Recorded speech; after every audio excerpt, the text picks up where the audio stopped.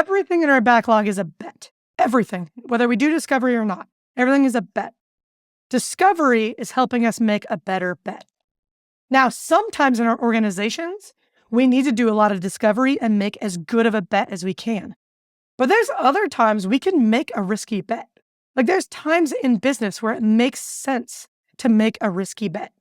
If you work somewhere where all of your bets have been risky because you're doing zero discovery, the best way to kill any appetite for discovery is to say, let's stop making bets until we discover. No, don't do that. Keep making bets. In parallel, start doing some discovery so that eventually those bets get better. And I think the reason why people make this mistake is they think about it as phases. First, I discover and then I deliver. No, you're always delivering and you're always discovering. And the more you build this discovery habit, the better those bets are going to get with time. So it's not that you do one first and then the other. It's you're always doing both. And the benefit of always doing both is with time, you make better bets. Teresa Torres is a speaker, a teacher, a consultant, a product coach, and also the author of Continuous Discovery Habits, which is the #1 most recommended book in my newsletter Slack community. I'm also pretty sure Teresa is in the top 5 people in the world when it comes to the number of product managers that she's worked with, taught, and impacted. In our chat, we get deep into 2 topics: the Opportunity Solution Tree Framework, which is a really simple but incredibly powerful framework once you know it, and 2, we go deep into how to create a system within your team where you're talking to customers regularly. We talk about ways to make a case for spending more time talking to customers and doing user research, the most common mistakes people make when interviewing, and generally how to interview customers better, how to automate this process so that you don't spend a bunch of time, and so many other ways to bring you and your organization closer to your customers. Teresa's amazing, and I can't wait for you to learn from her. This episode is brought to you by Persona. Persona helps founders, product managers, and engineers easily solve any identity-related problem, including handling KYC, AML, and basically all manner of identity fraud. You can integrate Persona in an afternoon and personalize your flows using their SDK to meet your users on any device. Persona's identity building blocks allow you to manage your entire end-to-end onboarding flow, verifying that each new user and their data are legitimate. Persona is trusted by both startups and the world's largest companies, including Square, BlockFi, Gusto, and Udemy. And for a limited time, Persona is offering listeners of this podcast a free end-to-end KYC and AML solution where you can collect the user's government ID and or their selfie and automatically verify that those 2 pieces of data are legitimate. You can also enrich that information to automatically see if the person exists on various watch lists. Just go to withpersona.com/Lenny to get started. So many product managers are basically treated like project managers. They get hired thinking they'll be deep in product strategy, vision, and getting to know their customers, only to wind up organizing other people's work and refining backlogs and organizing tiny, tiny features. If that sounds familiar, you need Dovetail.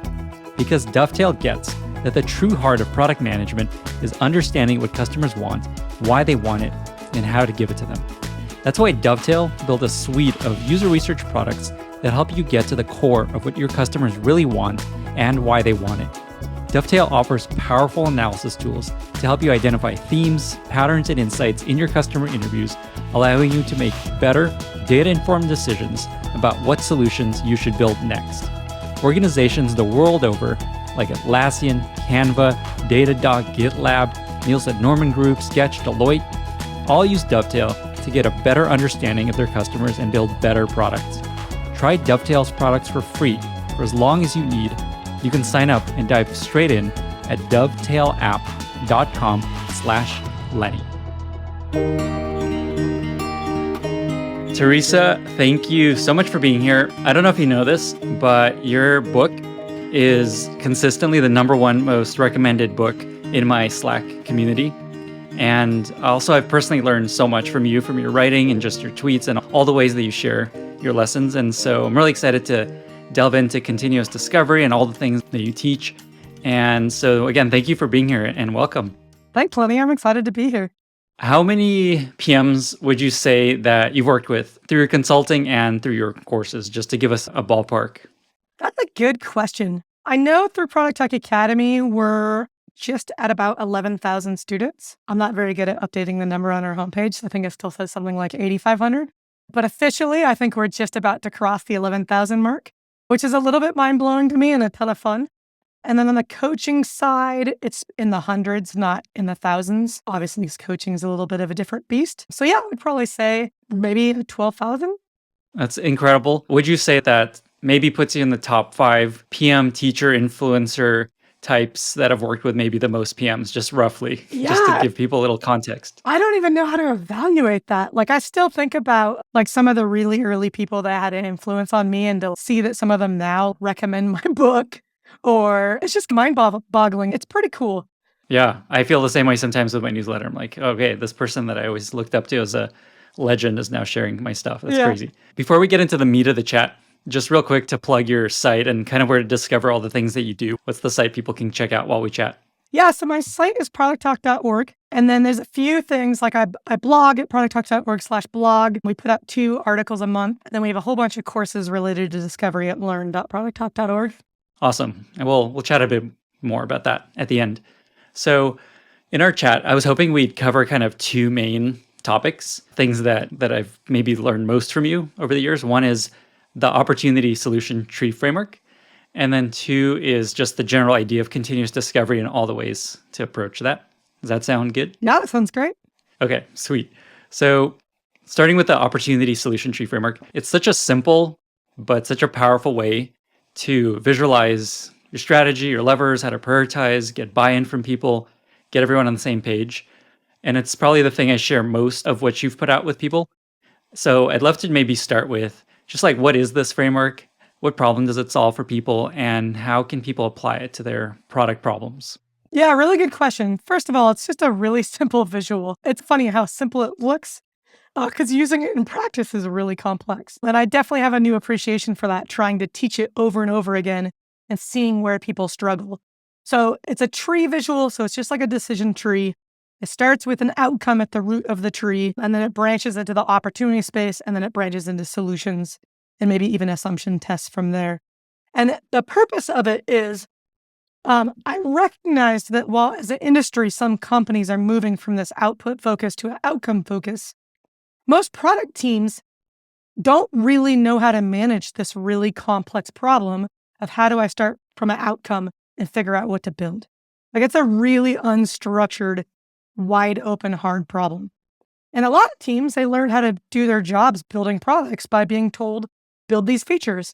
That's a really structured, okay, just churn out some work kind of problem. And so we're asking teams to fundamentally do a really different type of job. And I think teams needed some scaffolding for how do you make that shift. And so that was the purpose of the opportunity solution tree, is how do I add some structure to this wide open, messy problem? Now, the reason why it looks simple but is really hard in practice is, what's an opportunity? And how do I structure the opportunity space? And I can tell you that an opportunity is an unmet need, pain point, or desire, and that's great. But I can tell you that 98% of people that write opportunities write them as solutions. So we tend to just really struggle with this distinction between the problem space and the solution space. And I think that the heart of good product is really getting comfortable in the problem space or the opportunity space, really taking the time to frame a problem well, and to really get into what's needed before we jump to solutions. But it's like the opposite of how our brains are wired. And so teaching people to be comfortable with that discomfort of staying there is hard. And I think a lot of people, I mean, I see blog posts written about how they're using the opportunity solution tree, and I cry a little bit because their opportunity space is all solutions. And I don't want to knock down somebody's blog post, but I also don't want this like bad example out there in the world when I'm trying to teach, like, how do we do this well? So I haven't found the right line there yet, other than I'm going to blog about good examples. Is there an example of a tree that, just to make it even more concrete, like for a company or product that you've worked with or that you think about as a good example? I like to use streaming entertainment as my examples because, like, literally everybody in the world is familiar with Netflix. And if I think about like their opportunity space, I recommend teams structure the opportunity space using an experience map. If we start with Netflix, if you think about the experience of like, if you're trying to get me to engage with Netflix more, I want to understand what's the experience of somebody using streaming entertainment to entertain themselves.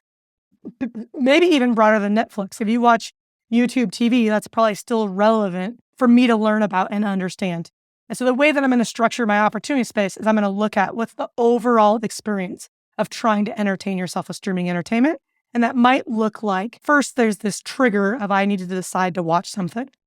And then there's this experience of like, how am I deciding what to watch? And usually wrapped up in that is what platform am I watching it on? Those are sometimes intermixed. Because maybe you're deciding I want to watch Game of Thrones, and that's right away sending you to HBO Max. Or maybe you're like, I want to watch a movie, and I could be on any platform. And then there's the evaluation process of, is this movie good or not? Does it look like something I want to watch? And then I want to get into, okay, I'm ready to watch. Is it a good viewing experience? And then for a lot of these platforms, there's also this sort of post-viewing experience. How am I going to encourage you to keep watching? Things like that. That's how I would structure that opportunity space, is just there's these distinct moments in time. And then what I'm capturing is below each of those, what are the needs and pain points and desires that arise? So if we just focus on that one around like, how do I decide what to watch? There's all sorts of needs that come up. Some are really tactical, like I have a movie title in mind and I just don't know how to find it, right? That's a pain point. Or, hey, I was watching a show. How do I get back to it? It's also a pain point. But then there's also these big media opportunities like, I can't tell if the show is good or not, right? And so like everything that I just said, there was no solutions in there. In fact, whether I work at Netflix or I work at Hulu, our opportunity spaces probably look pretty similar. Now, the ones we choose to go after and how we solve them might look really different. But like the core human needs of what's your experience as we go about our lives entertaining ourselves is pretty similar. And I think the companies that build really good products, they either intuitively or explicitly take the time to really understand what does that journey look like and what are those needs and pain points and how do we create a really seamless experience. We're going to link to the blog post and a few examples in the show notes so people can look at this kind of visually, because I know we're trying to describe it through words. A quick follow-up question. So you have this kind of tree with the outcomes say, get people to watch more Netflix. I imagine you recommend max like 3 to 5 levers below that. Is that right? And then the rest just kind of sit somewhere else? Yeah, that's a really good question. So at the top level, I tend to map those opportunities to like steps in that experience map. So in that Netflix example, it'd be like the trigger of I want to watch something, deciding what to watch, the viewing experience. And I do find that like, is it like Miller's magic number, the plus or minus 7 rule is pretty good. I would say 9 is probably a lot. So I would say maybe in that 3 to 7 range. And that's just because you could cognitively process your tree. So like the other thing that I didn't get into is like, as you move vertically down the tree, your opportunities are getting smaller and smaller. This is like a really key to helping us unlock a continuous cadence. So if I start with that example of I can't decide what to watch, it's a really big, hard, evergreen problem. Like as long as Netflix is in business, they're probably going to have people focused on that problem. But we can deconstruct it. Like maybe I can't find something to watch because I don't know if this show's any good. And then we can learn about how do people evaluate shows. And maybe there's a small opportunity in there of who's the cast. It's one of the ways I evaluate a show. Now we're getting into an opportunity that we can actually solve. So that's one of the other benefits is as we work our way down the tree, we get to smaller and smaller opportunities. We get to things that we can actually address. We're still contributing to that bigger, harder problem. And so what it's allowing us to do is get this big picture view of like where we could play. And then we can make more strategic decisions about where do we actually want to play. And then it's very customer focused because it's really all about what's your need in this moment? How can I help satisfy that? For PMs and just maybe founders that are listening and they're like, this sounds really useful. I want to create my own little opportunity solution tree. I know that's a big question, but how do you go about figuring out what kind of goes into each of these steps? However briefly you can give people some guidance there. Yeah, so the reason why this is so hard is that it sounds really simple, right? But here's why it's hard. Opportunities emerge from our customers' stories. I don't think most people, when they're interviewing, they collect stories. So if Lenny, I was going to interview you about your Netflix experience, the vast majority of product teams are saying things like, hey, Lenny, what do you like to watch on Netflix? How do you decide what to watch? We're asking these direct questions out of context. And the challenge with that is we know from like human psychology and cognitive psychology that we're not very good at answering those questions out of context. Actually, that sounds weird. We're very good at answering them. Your brain will come up with a fast answer, but that answer doesn't necessarily reflect your behavior, and it misses context and nuance. Like, you can tell me like, oh, I just like action movies. I always look for action movies. I can't visualize your experience. I don't know what your experience is watching action movies. I just collected a fact about you. But if I ask you, like, tell me about the last time you watched a movie, now I can collect things like, where were you and who were you with, and set the scene for me, and what happened first and how did you choose that. And I'm going to get answers to all those direct questions, but it's grounded in a specific instance. It's going to be a lot more reliable. And I'm going to start to hear unmet needs, pain points, and desires. And the really powerful thing is I might hear needs that you're not even aware of, right? We're so used to like everything being mediocre. We're not even aware of a lot of these needs that we have. But when we tell our stories, especially if you start to train your ear for this, you start to hear those needs. So the first thing that makes this hard is you have to interview well. And I think interviewing is a grossly underestimated skill. Grossly underestimated skill. That's the first thing, is that if you're not collecting rich stories in your interviews, it's going to be really hard to identify opportunities. Then the second thing is that you have to be able to hear those opportunities. And if you're still stuck with what's an opportunity versus what's a solution, it's tough. And then the third thing is opportunity framing.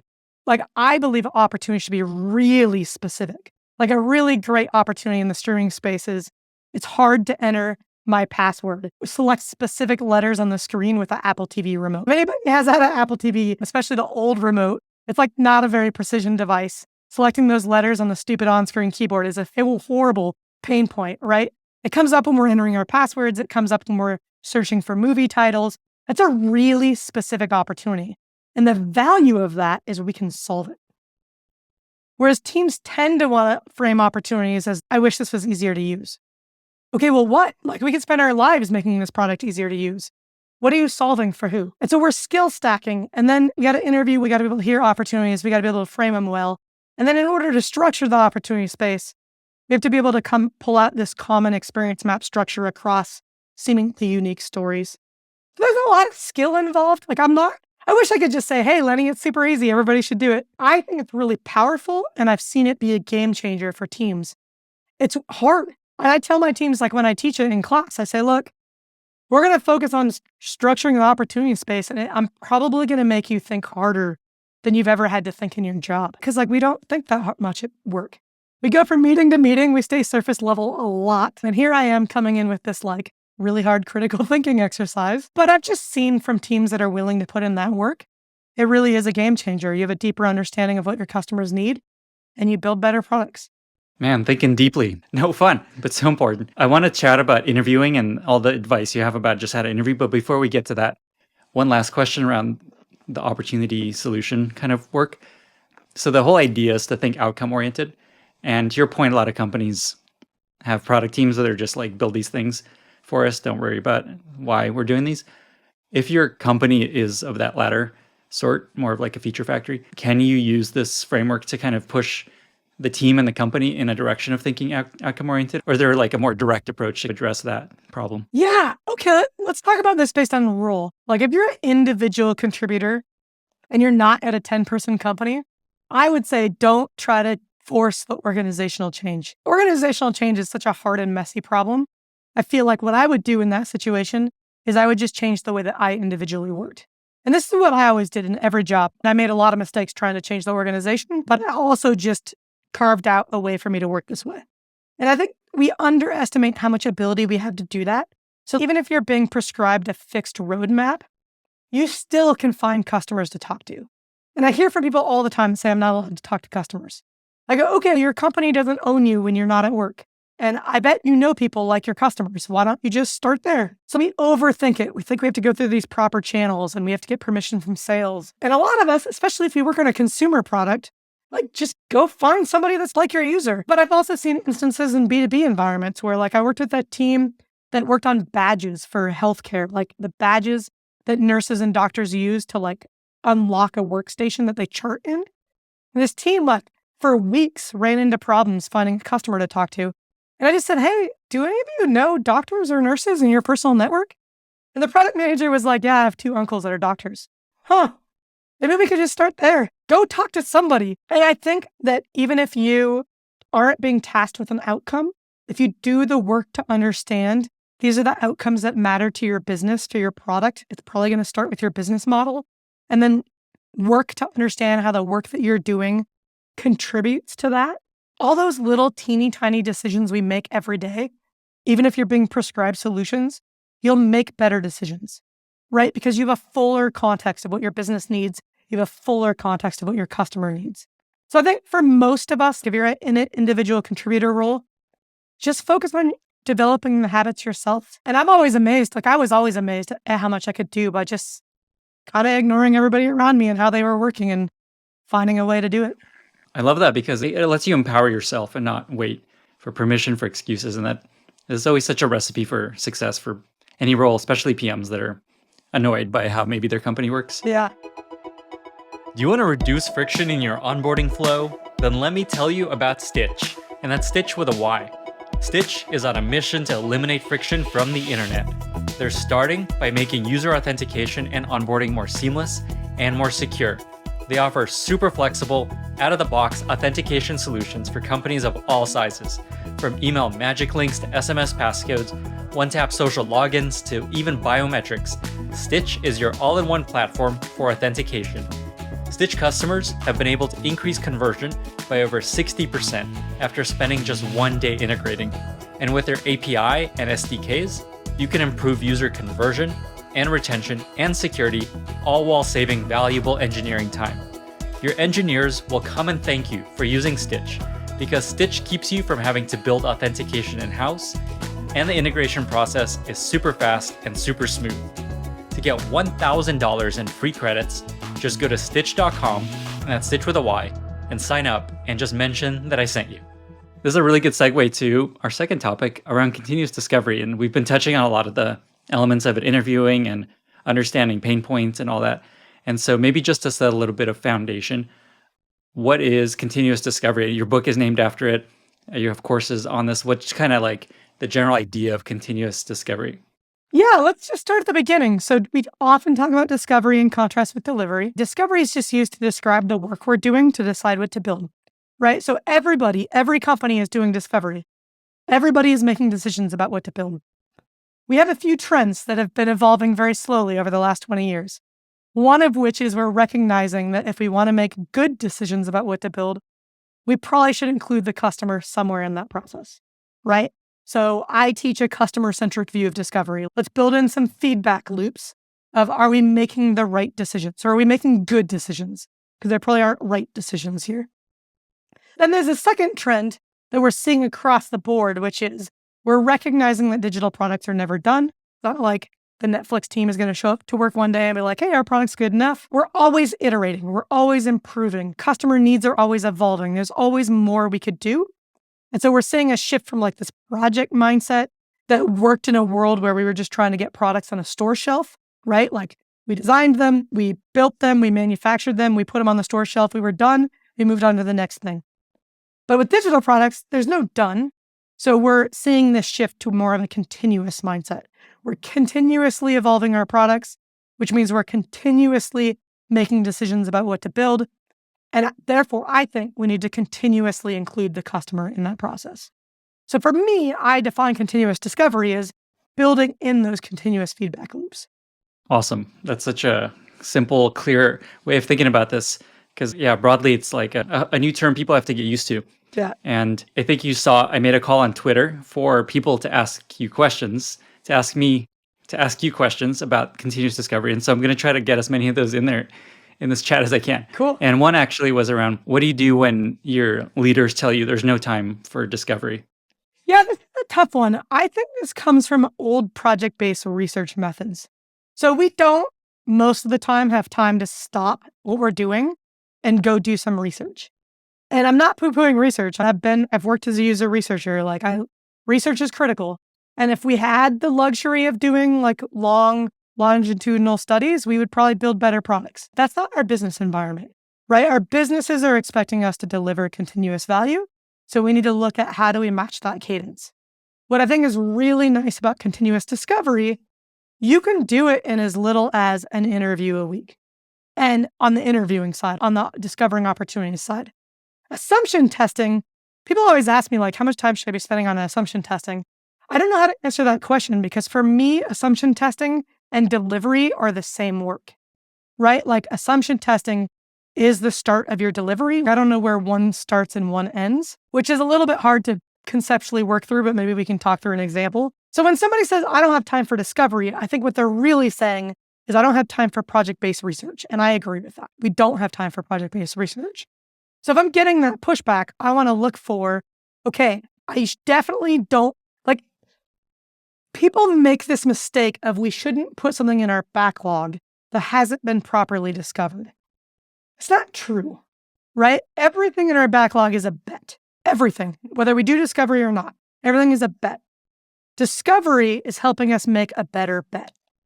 Now, sometimes in our organizations, we need to do a lot of discovery and make as good of a bet as we can.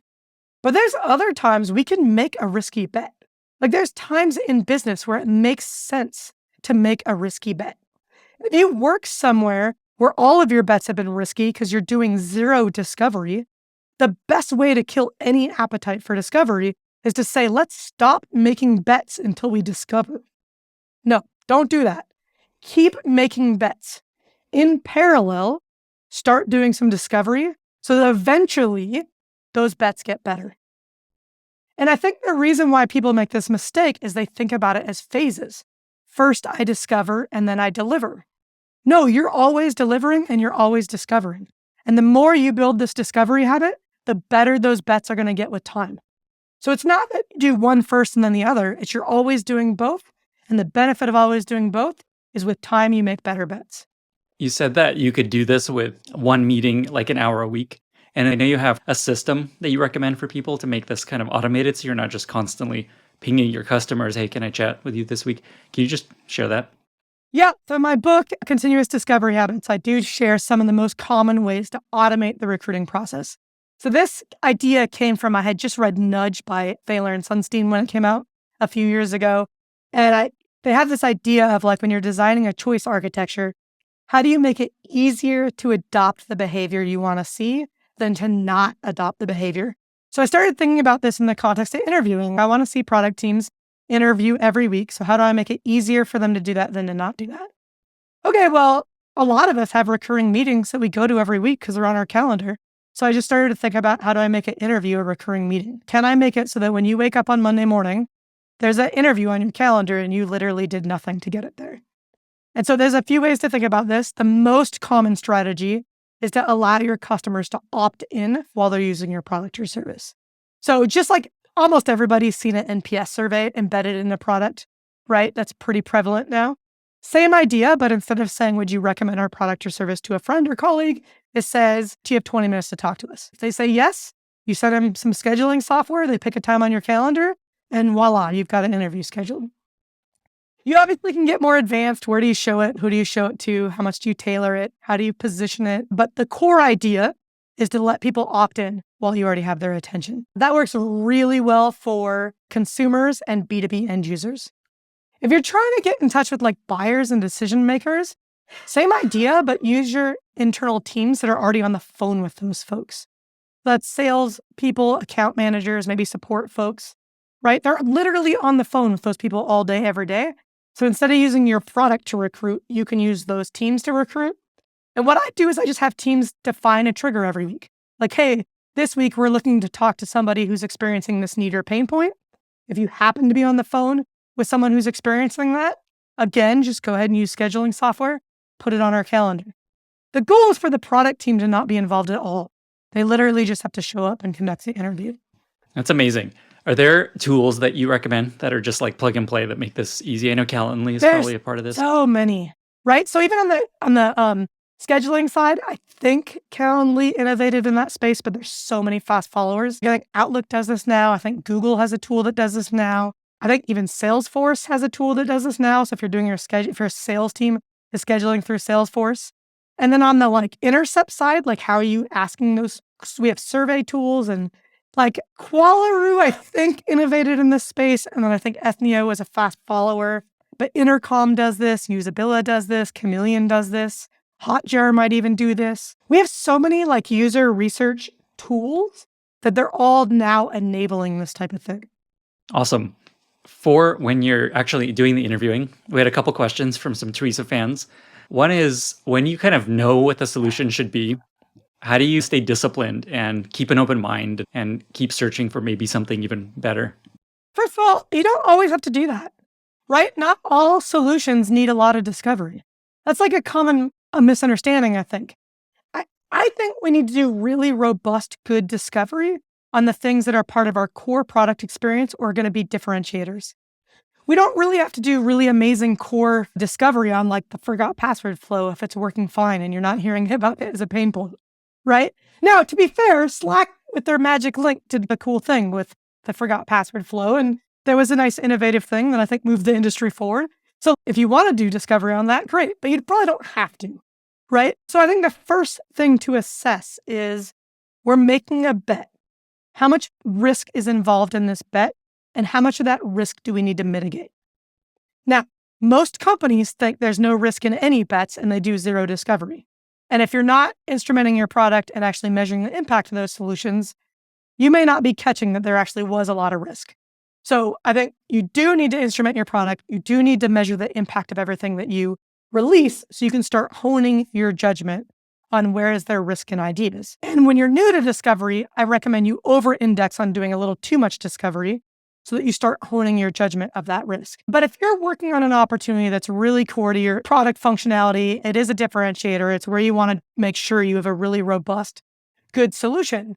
I think the best way to guard against what you think is the obvious solution is to work with multiple solutions for the same opportunity. Compare and contrast, right? We already know this intuitively. Like when you're looking for a place to live, you don't look at one apartment or house, you look at multiple, you compare and contrast.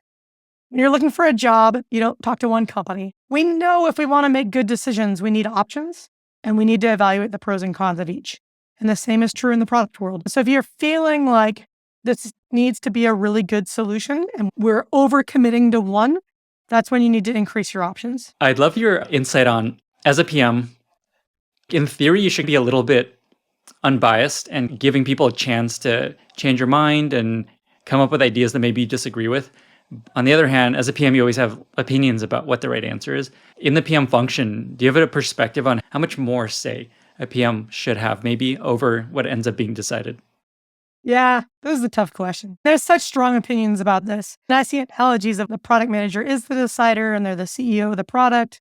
I think this is coming from toxic business culture personally. Business has taught us we all play a role. We have our functional silos. I have territory, you have territory. And we're going to play the internal office politics game. And I need to defend my territory and you need to defend your territory. And the outcome is that we don't really collaborate. And when we don't collaborate, I don't think we build very good products. So if we just go back to like real life and when you're hanging out with friends and you're trying to accomplish something, whether it's like the example I give is like when you're a little kid and you're playing, you don't like first stop and say, what's my role? What's your role? Like it's just not how humans interact, right? We all collaborate and we all do it intuitively. And business has taught us otherwise. And there's, I'm going to forget the researcher, but there's a really cool, the marshmallow test experiment. Are you familiar with this? Where like teams are given spaghetti sticks and some tape and some string and a marshmallow. And they're told to build a structure to get the marshmallow as high as possible. And the study's been done so many times. It's been replicated a million times with lots of different groups. And it's a really cool story because kindergartners outperform almost every adult group, including like MBA students. And it's really telling. And why is this? Kindergartners just start doing. They don't worry about their roles. They don't worry about who's in charge. They just brute force trial and error. What do MBA students do? There's posturing, like who has the power and who's the decision maker and who's right. And we need a plan and we need to have a strategy. And they spend the whole time like negotiating this political social space instead of just doing. And I really think we got to learn how to get back to just doing. People think I'm like Pollyanna naive about this, but I've worked on teams that work this way and I've coached teams that work this way where the trio really does decide. So the trio is the product manager, the designer, and the software engineer. And if you've never worked on a well-functioning trio, this breaks people's brains because they say, what are we going to do when we disagree? you're going to find an option where you don't disagree, right? The thing is, if you only worked on a siloed dysfunctional team, that sounds like a nightmare. But if you worked on a well-functioning team that's doing discovery well, together, you're working from a shared understanding. So your disagreements right away are going to go way down because you're working from a shared understanding. And when you disagree, you recognize, okay, we don't agree. We don't have the best option yet. And you keep looking for that better option. And what's hard about talking about this is I fully understand probably 98% of the industry has never worked on a well-functioning product trio, and this idea sounds crazy. But I've also seen it in practice over and over again on really good teams, and there's something magical about it. So I'm going to keep promoting it, and I'm going to hope that eventually we get from 2% to 3%, and that'll be my little dent I put in the universe. Yeah, and I was just going to say that you're helping make that change, and I'm excited for that to be the way that people operate. And so maybe one takeaway is if that's something that you're spending a lot of time on and it's causing you a lot of stress, probably means you're working at a company or on a team that maybe isn't optimal. It's not, I don't mean that to say there's something wrong with you or your teammates, right? Like this is a symptom of business culture. It's how we've been taught to work. So we have to unlearn that. We have to learn new ways of working. And we do this in our courses. We force people to work in teams in our courses, and some people really hate it. But I think learning to work well in a team, especially when there's different perspectives and you disagree and how do you reconcile that, is a really important part of product work. Awesome. Going back to discovery and interviewing, I definitely wanted to ask you, what are 2 or 3 tips and best practices for interviewing / what are 2 or 3 things people usually do wrong that they should try to avoid? Yeah, the first one is the questions they're asking. So many people write these who, what, why, how, 50 question long, interview protocols. And it leads to a cadence of the interview that is not a natural conversation. So I think the first thing to remember is that you're just talking to a human. I actually tell people if your interview feels like you're having a beer with a buddy, that's a good sign. It should be that casual and that conversational. But we're not going to get there if I pepper you with 50 questions, right? We're going to get there by I'm going to collect your story. I'm going to be really curious. I might still have to pepper you with 50 questions to get your story, right? Because there's this conversational norm of I say something, you say something. So I got to teach you that I want your whole story and help you open up. So that's one piece of it. It's just the cadence of the conversation really should feel like a natural conversation. And then the second piece of it is how do we do that? What's the skill? How do we elicit that story? And I teach in our interviewing class, you really don't have to think about what to ask. You could run an entire interview by asking them one question. In fact, let's role play this a little bit. Lenny, tell me about the last time you watched something on a streaming entertainment service. Just last night, I was watching Obi-Wan Kenobi on Disney+. Okay. Yeah, great. Okay. So it was last night. Set the scene for me. Where were you? I was at home on my couch, just lounging. Okay. And tell me about the moment where you decided you wanted to watch something. It was 8 o'clock and I'm like, it's time to watch something. Okay. Is that part of your normal routine? Yeah. In the evenings, it's a good way to unwind and let my brain relax a little bit. Okay. So you're sitting on the couch. You decided it's time to watch something. What did you do next? Turned on the TV. Went to Netflix, didn't find anything. Went to Prime, didn't find anything. And I'm like, oh yeah, Obi-Wan. Let's check that out. Okay. So I literally could continue this entire interview by just saying, oh, you opened Netflix. What happened next? Oh, you didn't find anything. How come? All I have to do is just be curious about your experience. And what I'm doing with my questions is just helping you tell the timeline. Right? Set the scene. I'm situating you back in that moment. Let's remember what you actually did. It was after dinner, you're sitting on the couch, what happened next? I can do that over and over again. And so one of the reasons why we get bad at interviewing, we're so worried about asking the next question, we stop listening to the interviewee. We just missed everything we were told. So then we missed those moments of, there was some friction. You couldn't find something to watch. Tell me about that. What did you consider on Netflix? Let's dig into that. And if I work on a team that's trying to help you find something to watch, that's a gold mine. Right? You just told me you went on Netflix, you went on Prime. What were you looking at and what didn't resonate? And is it because you'd watched everything? Is it because it just didn't match your profile? There's so much to explore there. But what I see most teams do is they stay really shallow. Oh, okay. So you watched Obi-Wan on Prime. Great. Tell me another story. Right? And we just lost all the value. And so some of it is just slowing down and almost being like a 5-year-old. Right? You really, instead of saying why, you can say what happened next. What happened next?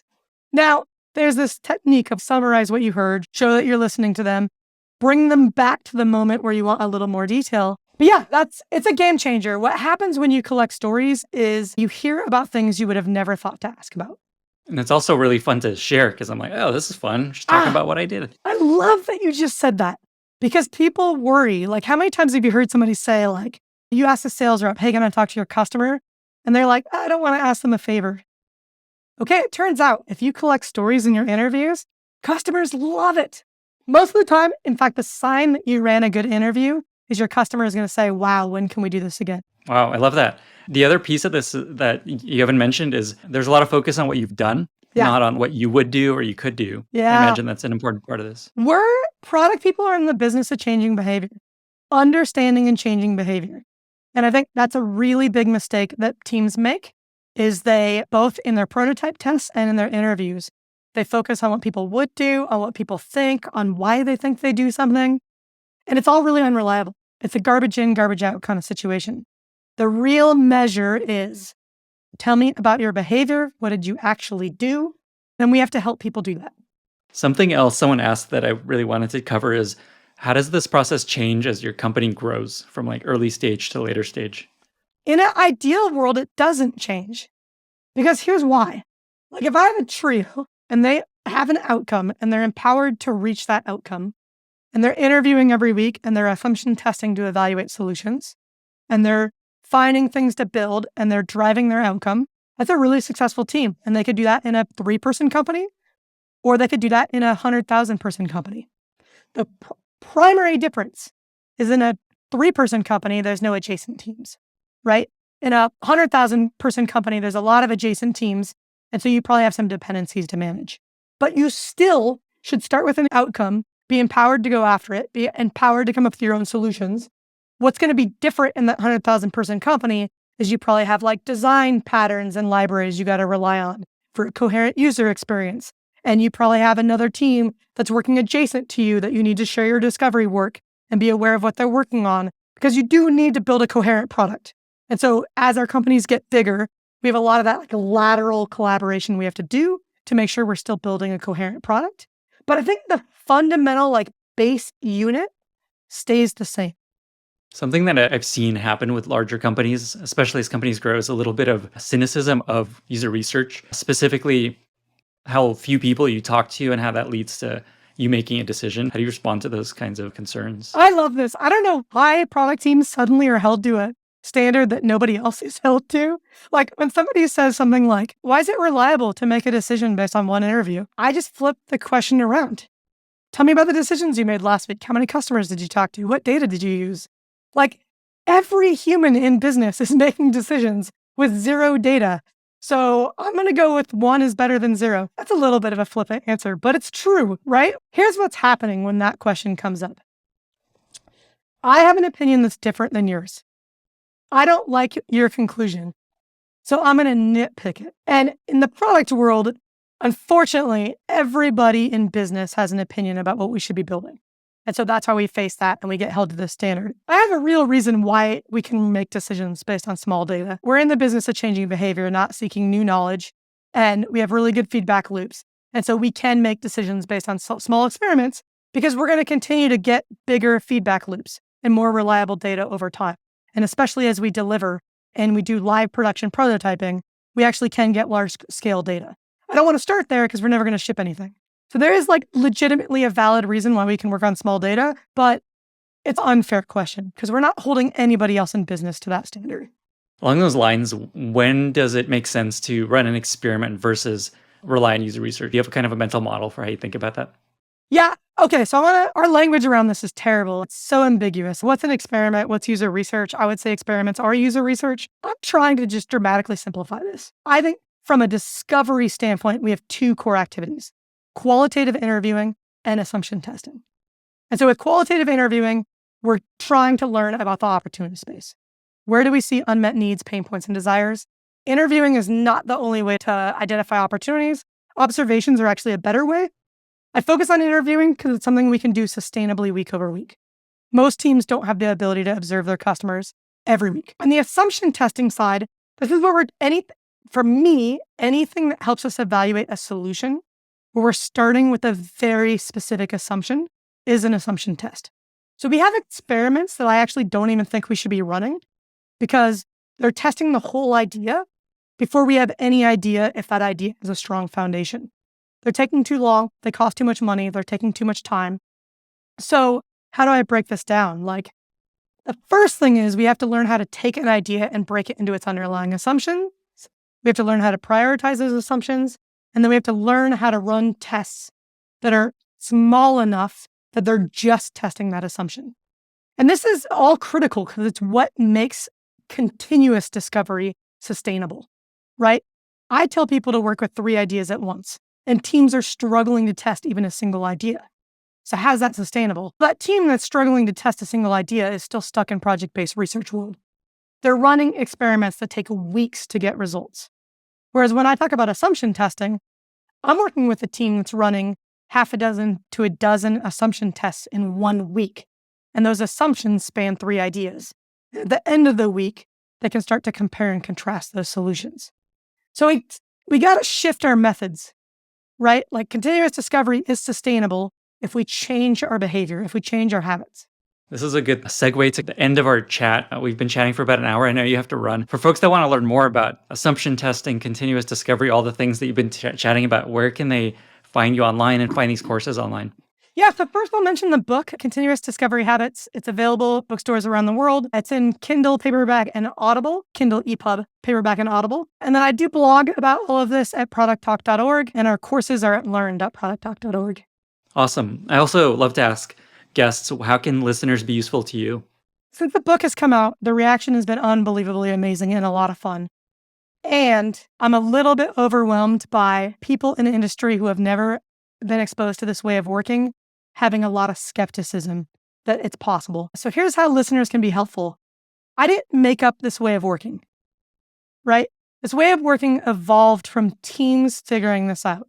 Like, I see it as I'm looking at how do I collect sustainable practices, making it as easy as possible for other teams to work this way. So I think the way listeners can help me is if you've never been exposed to this and you have healthy skepticism, that's awesome. And just ask yourself, imagine if this worked. Imagine if this was possible, because I get really tired at like having to explain to people, there really are teams that work this way. I'm sorry that you've never been exposed to it, but there really are teams that have worked this way. And if you've never been exposed to that, go look for it. There's lots of evidence of it on the internet. Amazing. I'm hoping our chat helps fight the fight for that changing of minds. Teresa, thank you so much for being here. I had a blast. I learned a lot. Thank you. Lenny, thanks so much for having me. This has been fun. Thank you so much for listening. If you found this valuable, you can subscribe to the show on Apple Podcasts, Spotify, or your favorite podcast app. Also, please consider giving us a rating or leaving a review, as that really helps other listeners find the podcast. You can find all past episodes or learn more about the show at lennyspodcast.com. See you in the next episode.